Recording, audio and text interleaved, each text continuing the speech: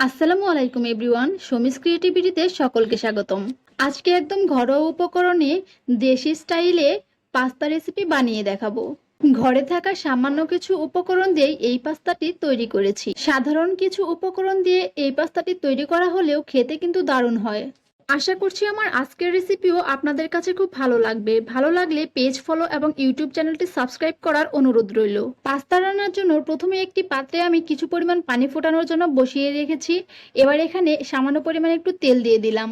এখন দিয়ে দিলাম প্রায় 2 কাপ পরিমাণ পাস্তা। আর পানিতে সামান্য পরিমাণে একটু তেল দিয়েছি যাতে করে পাস্তাগুলো একটি আরেকটির গায়ে লেগে না যায়। পাস্তাগুলো দেওয়ার পরই হালকা একটু নেড়েচেড়ে দিতে হবে যাতে করে দলা পেকে না যায়। এবার ঢাকনা দিয়ে ঢেকে প্রায় 10 মিনিটের মতো মাঝারি আঁচে সেদ্ধ করে নেব। ফিরে এলাম 10 মিনিট পর। এই 10 মিনিটের মধ্যেই আমার পাস্তাগুলো কিন্তু সেদ্ধ হয়ে গেছে। এই যে দেখতেই পাচ্ছেন পাস্তাগুলো সেদ্ধ হয়ে ফুলে ডাবল হয়ে গেছে। এর থেকে বেশি আর সেদ্ধ করার প্রয়োজন নেই। এবার পাস্তাগুলোকে একটি স্ট্রেনারে ঢেলে পানিটা ঝরিয়ে নিচ্ছি। এখন ঠান্ডা পানি দিয়ে পাস্তাগুলোকে আরো একবার ধুয়ে নিচ্ছি। এই কাজটি করে নিলে পাস্তাগুলো ঝরঝরে হবে আর একটির গায়ে আরেকটি লেগে থাকবে না।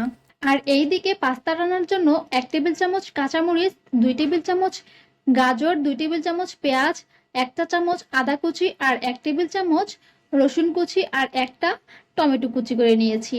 আর বাসায় গ্যাস না থাকার কারণে আজকের পাস্তাটাও আমি রাইস কুকারের যে কারি কুকারটা থাকে ওটাতেই রান্না করব।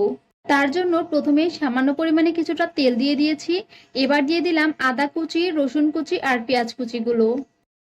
এবার তেলের সাথে নেড়েচেড়ে এগুলোকে একটু ভেজে নেব। প্রায় 2 মিনিটের মতো ভেজে নেওয়ার পর এবার এখানে গাজর কুচিগুলো দিয়ে দিলাম। তেলের সাথে নেড়েচেড়ে গাজরগুলোকেও প্রায় 1 মিনিটের মতো ভেজে নেওয়ার পর এবার এখানে দিয়ে দিলাম টমেটো কুচিগুলো। এখন সবগুলোকে নেড়েচেড়ে একটু মিশিয়ে নেওয়ার পর তারপর ঢাকনা দিয়ে ঢেকে 3 মিনিটের মতো কুক করে নেব। 3 মিনিটের মধ্যে সবজিগুলো অনেকটাই নরম হয়ে গেছে।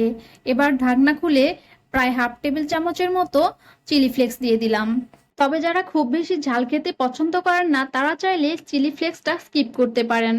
এবার সবজিগুলোকে একটা পাশে সাইড করে রেখে দুটো ডিম দিয়ে দিলাম। ডিমগুলো দেওয়ার পর যখন দেখলাম ডিমটা একটু ভাজা ভাজা হয়ে এসেছে ঠিক তখন সবগুলোর সাথে ডিমগুলোকে মিশিয়ে নিলাম। তারপরে এখানে দিয়ে দিলাম 2 টেবিল চামচ টমেটো সস, হাফ চামচ শুকনো মরিচ গুঁড়ো, 1/4 চামচ জিরে গুঁড়ো আর স্বাদ মতো কিছুটা লবণ। আজকের পাস্তাটা যেহেতু আমি একদম দেশি স্টাইলে ঘরোয়া উপকরণ দিয়ে রান্না করছি তার জন্য এখানে আমি ঘরে থাকা মশলাগুলোই এখানে ব্যবহার করেছি।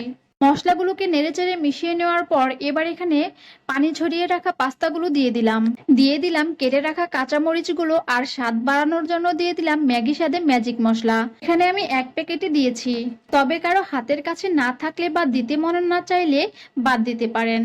এবার সবগুলো উপকরণকে 4 থেকে 5 মিনিটের মতো নেড়েচেড়ে মিশিয়ে নিলেই আমাদের পাস্তাটা রেডি হয়ে যাবে।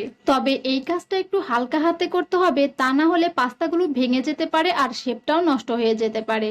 এই তো এখন আমাদের পাস্তাটা পরিবেশনের জন্য একদম রেডি। এবার চুলা থেকে নামিয়ে সার্ভ করে নিচ্ছি। তো তৈরি হয়ে গেল একদম দেশি স্টাইলে এবং ঘরোয়া উপকরণে মজাদার পাস্তা। এখন শুধু গরম গরম পরিবেশন করার পালা। আমার রেসিপি ফলো করে এই পাস্তাটি একবার ট্রাই করে দেখতে পারেন।